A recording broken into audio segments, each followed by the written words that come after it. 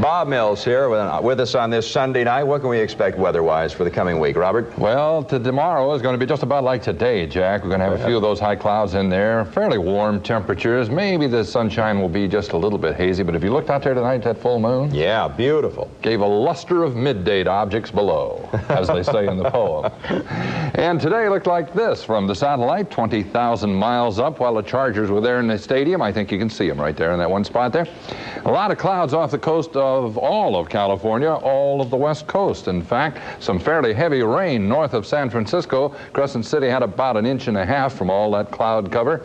And there were gale warnings out, still are, along the Oregon coast. Over 1 inch of rain at Seattle and 1.5 inches at Portland. So as that frontal system moves across, probably more rain for that part of the country. Snow at the higher elevations and in the Rockies also. But it won't affect us except for the high clouds that is bringing into our area as it did today. It'll slack off in a day or so, although there are a bunch of clouds out there, I'll tell you that. Along the east slopes of the Rockies, fairly high winds today. Gee, up at Livingston, Montana, they had like 75-mile-an-hour winds. Let's check in with radar around the Denver area and see what it's like there. A few reflections there from our radar scope off the mountains. You can see some cloudiness there. That probably would be clouds, some intensity at least, just south of Pueblo, east and west also of Colorado Springs, and up farther west of Denver.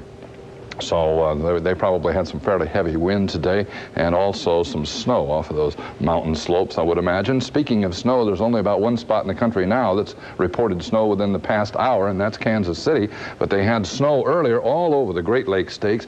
Not a heck of a lot of it like they have the past couple of days. You know, it was piled up 2-3 feet deep around Buffalo. If you noticed that football game today, they had it pushed off to the side there, and big heavy drifts. But lighter snow today. Still colder temperatures, however, flowing clockwise around that high pressure area. On the national satellite picture, it looked like this.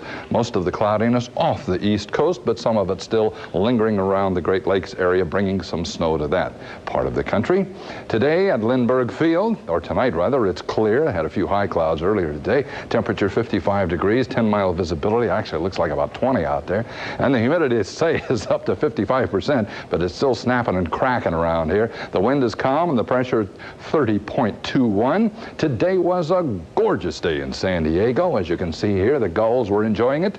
The boys, too, were enjoying it. All over the bay, there were sailors out and everybody having a dandy good time, except for one gull who was a little snaggy there. 77 degrees was the high, 52 the low officially at Lindbergh Field. Temperatures were a degree or so cooler than they were yesterday, but still a couple of them got up over the 80s. For our forecast, we'll look for this along the coastal areas. High cloudiness, some hazy sun, temperatures just about like they were today. Inland areas, it'll be pretty chilly tonight, probably not quite as cold as the past couple of nights, but still pretty cool with some high cloudiness tomorrow. Albeit very good days, and for a couple of them in the future anyway, Jay. Doesn't sound too bad. For all of our friends out there who missed the big Charger game today, Steve Day is going to be along with highlights right after this.